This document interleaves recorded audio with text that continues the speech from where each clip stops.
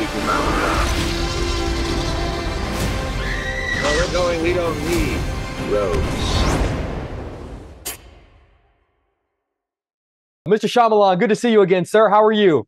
Good. I'm disappointed you're not in your pool. Last time I think were you like, yeah, you were. I was on vacation. I know. I got just the lame Chicago background today. I'm It's slumming still it today, great. my friend. I appreciate you. Always good to see you. Always good to talk to you. Thank you for always creating amazing projects that make my life easy in terms of coming up with questions. But I am going to jump into this because I got to tell you, there's no storyteller or filmmaker I feel like who understands sticking the landing and the beauty of a great ending better than you. So I'm curious, as a filmmaker, as a storyteller, just as the fan of movies that you are, what makes a great ending in your mind, and what is the biggest challenge in sticking a landing, whether it be in television or in film?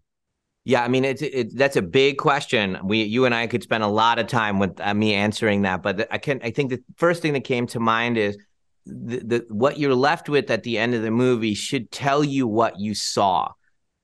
And by that I mean, when I'm mixing genres and I'm creating a different tone, or any storyteller is, when you stick the landing, you're giving them the keys to say, this is how to interpret everything that you watched. And I'm not just talking about plot, I'm talking about tone and the approach. Oh, I saw a superhero origin story. That's what I saw. Whatever it is that you're going, oh, I'm going to reinterpret what I saw, or I'm going to digest it in that way. So when it's blurry, or you pick only one aspect of it to end, it throws you off because it's not speaking to the whole piece, the whole story.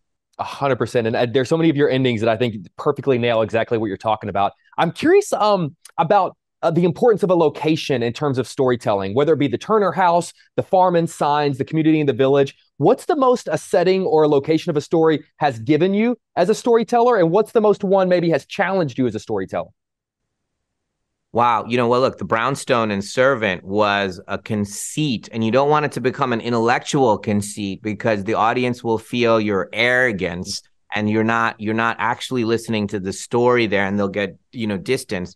But the idea that this family is trapped in their house, philosophically trapped as well, tied to the events that have happened to this house, gives it the kind of emotional underpinnings that allows me to do 40 episodes where you never leave the house. And I think when we started, it felt like a challenging exercise for, like, say, Apple and those that were like, you're never leaving the house? And the writers kept saying, well, why don't we leave now? Why don't we leave now? And it was like, we're never leaving. They're never leaving. I want you to understand this. But I use that as discipline and language for the audience. And I do think that they appreciate that everything has meaning, and then the environment takes on its own personality in the storytelling. In this case, a family that's disintegrating, and so the house is also disintegrating. I mean, there's obviously the beach in Old was the most challenging one, because I have no control over that. We come in, and one day the beach is 12 feet wide, and one day it's 40 feet wide, and then there's another hurricane, and You're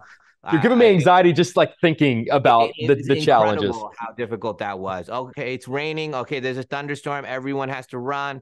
It was even now I'm having post-traumatic stress talking about it. All right, I'll cut you loose on this because if you don't mind, I would love to pay tribute to the great Bruce Willis for a second. I think you got things out of him as an actor that we've never seen from him before. What do you think you were able to tap into in regards to his talents that felt revolutionary in his career? And what do you think his legacy as an actor is going to be? He is kind of this blue collar hero that I grew up with. And, not just for me, but for Quentin and Wes and you name it, Fifth Element. Every time he took risks and just jumped in, and when he believed in you, he was just behind you and would be like the muscle behind you to go, hey, go for it, And on Sixth Sense, in the first Friday, they said, Bruce Willis wants to talk to you in his trailer. And I was like, oh my God, I was 20, whatever. And I was like, oh no, he's going to yell at me. And I went over to the thing, and he had a towel around. He was like a star, he's like shirtless with a towel around him. And I'm this goofy Indian kid. And I'm like, yes.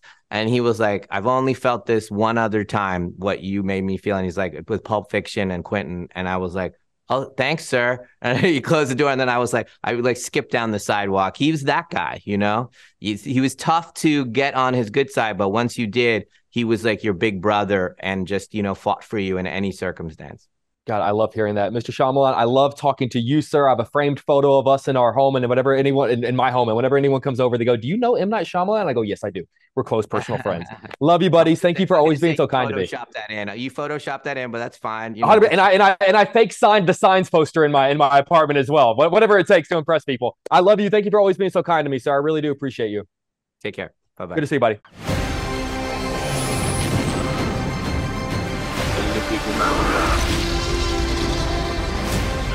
Where we're going, we don't need roads.